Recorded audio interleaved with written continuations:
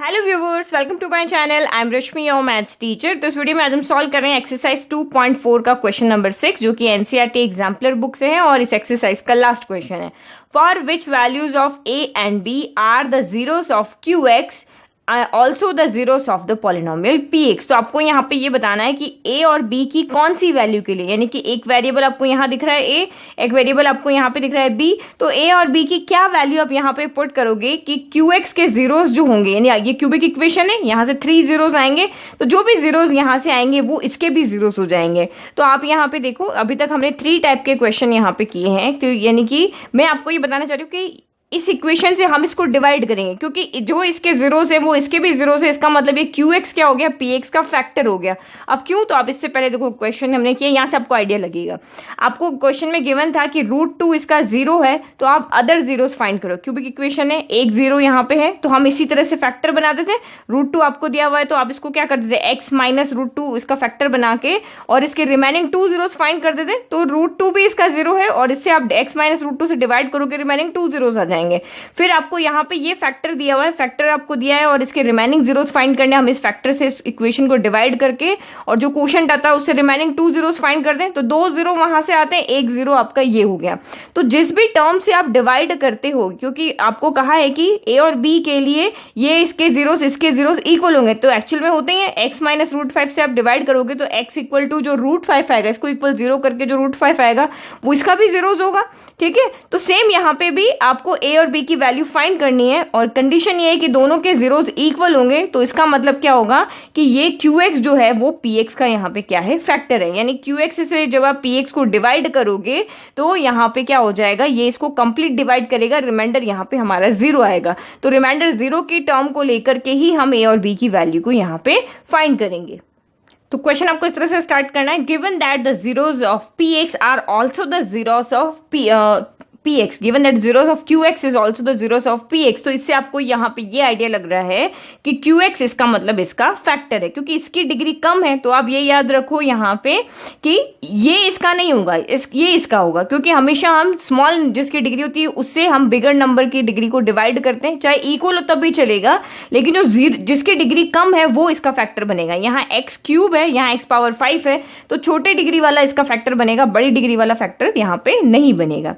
तो इसीलिए क्योंकि ये इसका फैक्टर होगा, इसलिए जो फैक्टर होगा उसी हमेशा हम फैक्टर से डिवाइड कर दें, तो इसीलिए हम यहाँ पे भी फैक्टर से ही डिवाइड कर रहे हैं। तब डिवाइड करके देखो, सब सारा क्वेश्चन हमारा डिग्री के अकॉर्डिंग अरेंज है, चाहे वो डिविडेंड हो चाहे वो डिवाइजर हो। तो मैक्सिमम डिग्री को मैक्सिमम डिग्री से यहाँ डिवाइड करेंगे ताकि हमें यहाँ पे क्या मिल जाएगा, यहाँ पे क्वोशंट मिलेगा। तो यहाँ पे बेस सेम है और डिवाइड है, तो डिवाइड में पावर सब्ट्रैक्ट होती है, तो 5 माइनस 3 2 हो गया। तो यानी फर्स्ट क्वेश्चन हमें यहाँ पे मिल गया x²। नाउ अब हमें यहाँ पे सब्ट्रैक्ट करने के लिए टर्म चाहिए, तो इसी x² को इस डिवाइजर से मल्टीप्लाई करेंगे, x³ plus 2x² plus a से। तो ये मल्टीपल में पावर ऐड होती है, तो x की पावर 3 प्लस 2 5 हो गया, x की power 2 as it is, x की पावर 2 प्लस 2 4 और ये हो गया ax² हो गया। अब डिग्री से याद डिग्री लिखूं, x⁵ के नीचे x⁵ आएगा, 4 के साथ में आपका 2x⁴ आएगा, क्यूब वाली नहीं है। अब x² के साथ आपका x² आएगा। Okay, now sine change, minus minus minus, तो x⁵ से x⁵ आपका कैंसिल हो गया क्योंकि एक पॉजिटिव नेगेटिव है। नाउ माइनस माइनस आपका हो गया प्लस, तो 2 टाइम x⁴, यहाँ 1 टाइम x⁴, तो दोनों मिला के हो गया 3 टाइम x⁴। दोनों जगह साइन नेगेटिव है तो यहाँ भी नेगेटिव हो गया। अब जो जो टर्म बची है, इसके बाद ये वाली टर्म बची, तो -4x³ लिख लिया। अब ये दोनों सॉल्व नहीं होगी क्योंकि यहाँ पे 3 है और यहाँ पे a है, तो हम इसको एज इट इज लिख लेते हैं। यहाँ प्लस का 3x² लिख लिया और माइनस का ax² लिख दिया। ये माइनस है, मैंने बहुत ज्यादा बड़ा लिख दिया, माइनस का x साइन चेंज किया था ना। फिर आपके ऊपर 2 टर्म और बच रही है, 3x प्लस b, तो इसको भी आपको डिग्री के अकॉर्डिंग ही लिखना है। पहले 4 आया, फिर 3 आया, फिर 2 वाले 2 टर्म है, फिर यहाँ पे x की डिग्री 1 है और यहाँ पे x की डिग्री कितनी है, 0 है।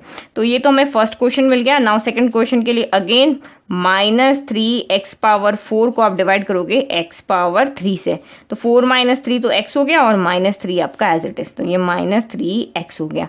अब -3x को मल्टीप्लाई करो अगेन, हमारा जो डिवाइजर है उससे x³ plus 2x² plus a से, तो माइनस प्लस माइनस x की पावर 3 प्लस 1, तो ये हो गया यहाँ पे हमारा x⁴। फिर minus plus minus 3 × 2 6 x⁴, minus plus minus 3 ए एक्स हो गया। अगेन आप पावर के अकॉर्डिंग लिखो, यहाँ पे सॉरी यहाँ पे 3 लिखना रह गया।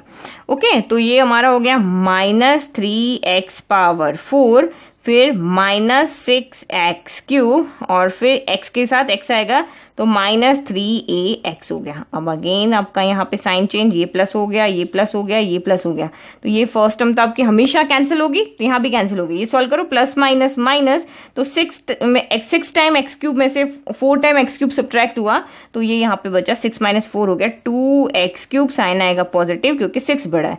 फिर आपका रिमेनिंग टर्म नेक्स्ट डिग्री कौन सी, 3x², फिर आपका माइनस का ax² भी यहाँ पे एज इट इज, फिर ये भी यहाँ पे सॉल्व नहीं हो क्योंकि ये 3x है और यहाँ a है, तो इसको भी आप एज इट इज लिख लो।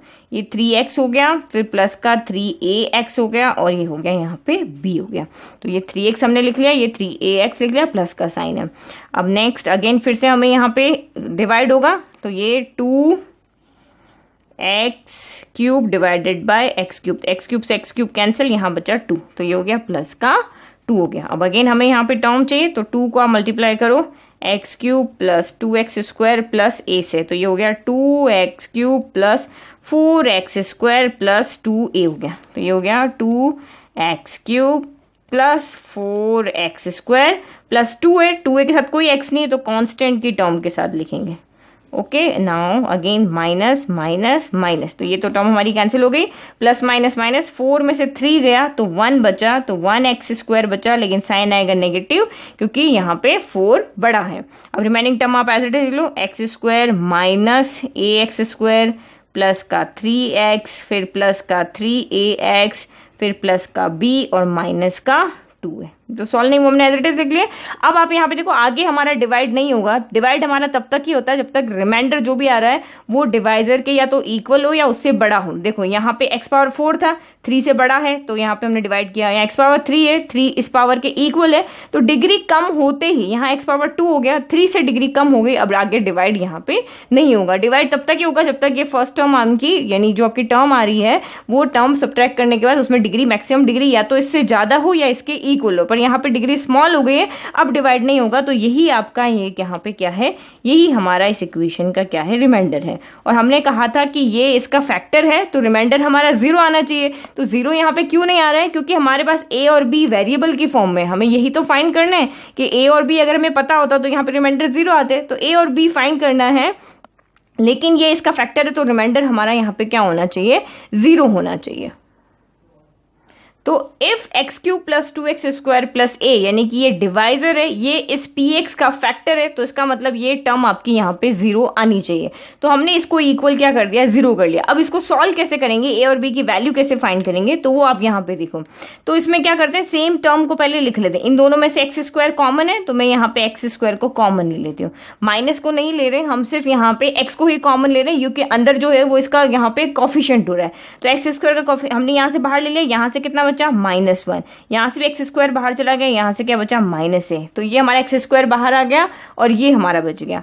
फिर इन दोनों टर्म्स देखो, ये x यहाँ पर भी x हमने कॉमन ले लिया, तो यहाँ से हमारा 3 बचा, यहाँ से आपका प्लस का 3a बचा, और ये तो हमारा यहाँ पे क्या है, कांस्टेंट टर्म है, ये एज इट इज इक्वल 0 हो गए। तो अब इस टर्म को 0 होने के लिए आपको यहाँ पे क्या करना पड़ेगा, देखो x² 0 नहीं हो सकता, x 0 नहीं हो सकता, क्योंकि x² या x भी अगर 0 हो गया तो ये इक्वेशन ही पूरी आपकी यहाँ से क्या हो जाएगी, 0 हो जाएगी, कोई इक्वेशन नहीं बचेगी। तो इसका मतलब इनके कॉफिशिएंट 0 है, यानी x² का कॉफिशिएंट ये 0 है, इसका कॉफिशिएंट ये 0 है, और ये कांस्टेंट टर्म यहाँ पे 0, ये तीनों अगर 0 होंगे तभी यहाँ पे रिमाइंडर क्या होगा, 0 होगा। तो देखो हम इसको इस तरह से इक्वेशन को लिख सकते हैं, ये 0 है ना, तो आप इसको इस तरह से लिख सकते हो, 0 × x² प्लस 0 × x, और ये कांस्टेंट टर्म भी आपकी 0, ताकि आपके लेफ्ट इक्वल टू राइट हो गया। देखो यहाँ पे चाहे मैं 0 लिखूं या चाहे इस तरह से लिखूं, उससे कोई फर्क नहीं पड़ रहा है, क्योंकि यहाँ पे तो सबको मल्टीप्लाई करके 0 ही बच रहा है। नाउ आप कंपेयर करो x² के कोफिशिएंट को x² के साथ, x के कोफिशिएंट को x के साथ, कांस्टेंट को कांस्टेंट के साथ। तो नाउ कंपेयरिंग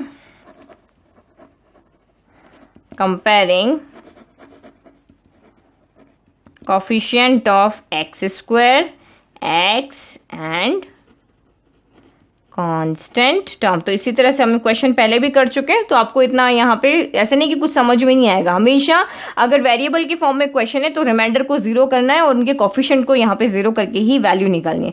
तो एक्स स्क्वायर के कोफिशिएंट को कंपेयर किया तो एक्स स्क्वायर का कोफिशिएंट यहाँ पे क्या है, -1 माइनस ए, और लेफ्ट में -1 माइनस ए और राइट में एक्स स्क्वायर का कोफिशिएंट कितना है 0।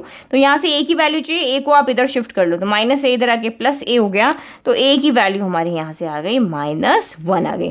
नाउ नेक्स्ट अब यहाँ पे एक्स के कोफिशिएंट को कंपेयर करो, तो 3 + 3a = 0। तो दिस एम्प्लाइज हमें a की वैल्यू चाहिए, तो +3 को इधर शिफ्ट कर लेते हैं, 3a = -3 हो गया, प्लस का 3 इधर आके -3 हो गया, और a = -3, a इस a के मल्टीप्लाई में 3 है तो ये यहाँ पे डिवाइड में आ जाएगा, 3 की टर्म 3 है 1 टाइम, तो यहाँ से a = हमारा हो गया -1, यानी कि सेकेंड टर्म से भी हमारी a की वैल्यू कितनी आ रही है, -1 ही आ रही है। तो हमें b की वैल्यू चाहिए, तो कॉन्स्टेंट टर्म को 0 रखो, b - 2a = 0। तो हमें b की वैल्यू चाहिए, हम 2a को तो शिफ्ट कर लेते हैं, तो b माइनस का 2a इधर आके प्लस का 2a हो गया। अब यहाँ से a की वैल्यू को रख लो, तो b = 2 × a की जगह रखा -1, तो b = हमारा यहाँ से हो गया प्लस माइनस माइनस और 2 × 1 2, यानी कि a = हमारा 1 आ रहा है, सॉरी a = -1 आ रहा है और b = हमारा यहाँ पे -2 आ रहा है। तो इसका मतलब यहाँ पे क्या हो गया कि अगर a की जगह यहाँ पे -1 पुट कर दिया और b की जगह -2 पुट कर दिया,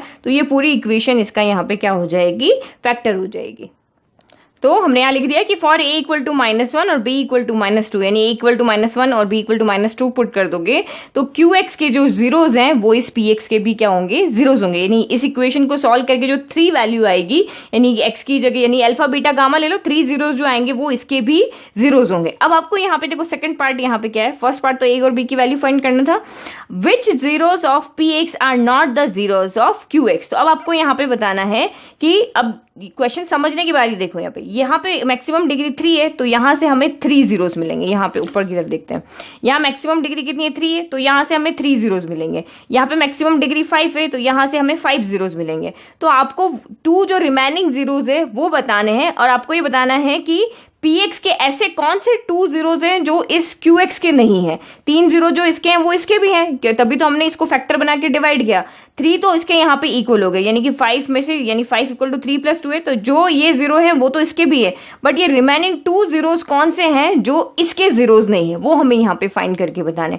तो वो हम यहाँ पे कैसे करेंगे, तो आप यहाँ पे देखो, मैं आपको इसको डिविजन जो हमारी थ्योरम है उसको लिख के बताती हूँ। तो सबसे पहले हमने यहाँ पे क्या किया, a और b की वैल्यू को पुट करके उन इक्वेशन को कंप्लीट कर लिया, यानी qx आपका x³ + 2x² + a था तो a की जगह -1 रख दिया, और px आपका यहाँ पे x5 ये पूरी इक्वेशन थी तो b की जगह -2 रख लिया। अब आप यहाँ पे देखो कि हम ये रिमेनिंग 2 जीरोस कैसे लेकर आएंगे। तो now we know that dividend = divisor × quotient plus remainder होता है, तो px तो हमारी ये पूरी टर्म आ गई, यानी कि मैंने यहाँ पे शॉर्ट फॉर्म में लिख दिया, px पूरी इक्वेशन नहीं लिखी। तो इसके जीरोस फाइंड अगर फाइंड करने, टोटल 5 जीरोस इसके होंगे क्योंकि मैक्सिमम 5 डिग्री है, तो 3 जीरोस यहां से आएंगे, 2 जीरोस यहां से आएंगे, यानी इस इक्वेशन से जो 3 जीरोस आएंगे, तो लेट कि मेरे को इस इक्वेशन से जीरोस मिल रहे हैं 1 2, और इस इक्वेशन से मैंने 3 4 5, यानी यहां से मुझे x की वैल्यू 2 आ रही है, x = 1 आ रहा है, x = 2 आ रहा है। इसको हम मिडिल टर्म स्प्लिट करके सॉल्व करेंगे, और मैंने ये एग्जांपल्स में समझा रही हूँ, एग्जैक्ट ये आंसर नहीं है। और ये क्यूबिक इक्वेशन है तो लेट यहां से x = 3 आ रहा है, x = 4 आ रहा है, x = 5 आ रहा है। तो जो आपके px की इक्वेशन है जिसकी डिग्री 5 है, तो उसके 1 2 3 4 5 तीनों ही, ये पांचों ही इसके जीरोज होंगे, ठीक है। तो अब आपको यहाँ पे बताना है कि px के तो वो जीरोज हों लेकिन qx के जीरोज नहीं है, तो ये पांचों px के तो जीरोज हैं। तो अब यहाँ पे देखो जो जीरोज यहाँ, ये आपकी इक्वेशन qx है, तो ये इस इक्वेशन के जो जीरोज होंगे वो इसके नहीं होंगे, दोनों के मिलके px के हैं, इसके जीरोज भी इसके हैं, इसके जीरोज भी इसके हैं, बट इसके नहीं है, और इस इक्वेशन के इसके नहीं। जो डिवाइजर के जो जीरोज आ रहे हैं 3 4 5 वो क्वोशंट के जीरोज नहीं है, और क्वोशंट के जो जीरोज हैं वो डिवाइजर के जीरोज नहीं है। तो हमें यहाँ पे बताना है कि ये जो आपका qx इक्वेशन गिवन थी, जो डिवाइजर है इस डिवाइजर के कौन से जीरोज नहीं होंगे, तो वो हमें यहां से मिलेंगे। इस इक्वेशन को जब हम सॉल्व करेंगे और यहां से जो 2 जीरोज हमारे आएंगे वही जीरोज इस इक्वेशन के नहीं होंगे। तो अब आपको यहाँ पे ये चीज समझ के और इसके जीरोज हमें यहाँ पे फाइंड करने हैं, तो जो भी कंडीशन यहाँ पे दी होगी उसके अकॉर्डिंग हमें सॉल्व करना है। तो मैंने अभी आपको एक्सप्लेन करके बता दिया कि जो भी आपका क्वोशंट यहाँ पे आया था, ये टर्म हमने कहां से लिखी है, ये डिवाइड करने के बाद जो हमारा क्वोशंट आया था वो इससे जो भी जीरोस फाइंड करेंगे वो इसके नहीं होंगे, लेकिन दोनों के मिलके और इस पूरी इक्वेशन के होंगे। ओके, तो अब हम इसको जीरोस फाइंड करने के लिए क्या करेंगे, इसको इक्वल जीरो पुट के जीरोस फाइंड करेंगे। तो now put x cube minus 3x plus 2 equal to 0। Zero क्यों पुट किया है, टू फाइंड जीरोस। ओके, तो मिडिल टर्म स्प्लिट कर लेते हैं। तो यहाँ पे a इक्वल टू 1 है, x का कॉफिशिएंट -3 है, बट हम सिर्फ 3 लेंगे और कांस्टेंट आपका 2 है। तो हमें दो नंबर ऐसे चाहिए कि ऐड करने पर, ऐड क्यों करें, जो कांस्टेंट का साइन प्लस है तो प्लस किया, तो ऐड करने पर b यानी 3 है, और दोनों का प्रोडक्ट करने पर a इंटू सी यानी कि 2 इंटू 1 2 है। तो आप यहाँ पे देखो सिंपल ही हो गया, 1 इंटू 2 फैक्टर है, 2 इंटू 1 आपका 2 होता है, 2 प्लस 1 आपका 3 होता है, तो p इक्वल टू 1 हो गया और q इक्वल टू यहाँ पे 2 हो गया। तो नाउ वैल्यू पुट कर दो, एक्स स्क्वायर माइनस 3 की जगह हमने रखा 2 plus 1 x plus 2 equal to 0। Now solve करो, x square minus plus minus 2x हो गया, minus plus minus 1 into x हो गया, plus 2 equal to 0। First 2 last 2 में से कॉमन ले लो, तो फर्स्ट 2 में से x कॉमन आया तो x माइनस 2 बचा। यहाँ पे ये साइन नेगेटिव है तो नेगेटिव बाहर आएगा, दोनों में कुछ कॉमन नहीं है तो 1 कॉमन आएगा, नेगेटिव साइन बाहर आया है तो अंदर दोनों के साइन चेंज रहेंगे, नेगेटिव x पॉजिटिव हो गया, प्लस का 2 माइनस 2 हो गया। तब दोनों ब्रैकेट आपके कॉमन है तो एक बार लिख लिया, और इसको हमने जो कॉमन टर्म थी ये दोनों को एक साथ लिख लिया इक्वल टू 0। तो when x minus 2 equal to 0, तो this implies x equal to 2 हो गया, और when x minus 1 equal to 0, तो this implies x equal to 1 हो गया। तो ये दो जीरोज ऐसे हैं जो आपके डिवाइजर के जीरोज नहीं है, ये क्वोशंट के जीरोज हैं, और क्वोशंट के जीरोज डिविडेंड के जीरोज तो है, बट वो डिवाइजर के जीरोज यहाँ पे नहीं है। तो फाइनल आंसर लिख लेते हैं।